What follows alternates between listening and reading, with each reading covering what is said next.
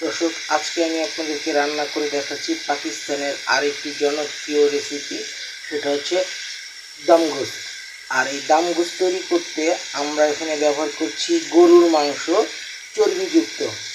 সেইটাকে বিছিয়ে দিয়ে তার উপরে আমরা দিয়েছি গোলমরিচের গুঁড়া, তারপরে চিলি ফ্লেক্সের গুঁড়া, কাঁচামরিচ ফালি, তারপরে হচ্ছে লবণ, আর হচ্ছে আলু। এখন আমরা এই উপকরণগুলো মিশ্রণটা দিয়েছি। এখন আমরা ঢাকনা দিয়ে ঢেকে দিব।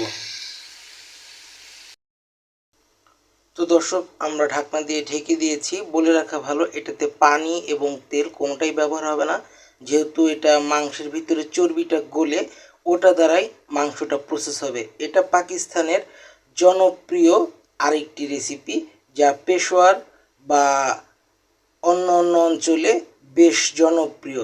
রেস্টুরেন্টগুলোতে এই খাবারটা খাওয়া হয়।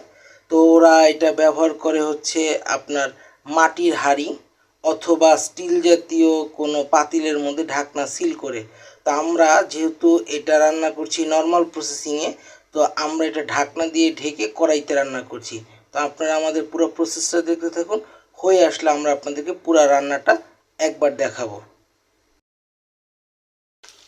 তো দর্শক, এই মুহূর্তে আমরা ঢাকনা তুলে নেড়ে দিচ্ছি। আমাদের দম গোস্তটা প্রায় তৈরি হয়ে গিয়েছে।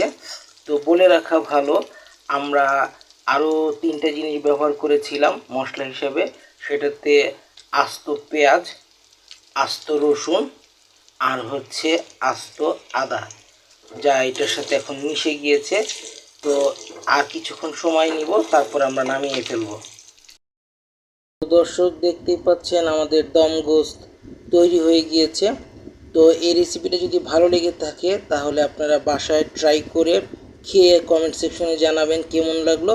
তো দেখা হচ্ছে নতুন খাবারের ভিডিও নিয়ে। সে পর্যন্ত ভালো থাকবেন, সুস্থ থাকবেন, আমাদের চ্যানেলের সঙ্গেই থাকবেন। আর আমাদের চ্যানেলটি সাবস্ক্রাইব করতে ভুলবেন না। আসসালামু আলাইকুম, আল্লাহ হাফেজ, বিদায়।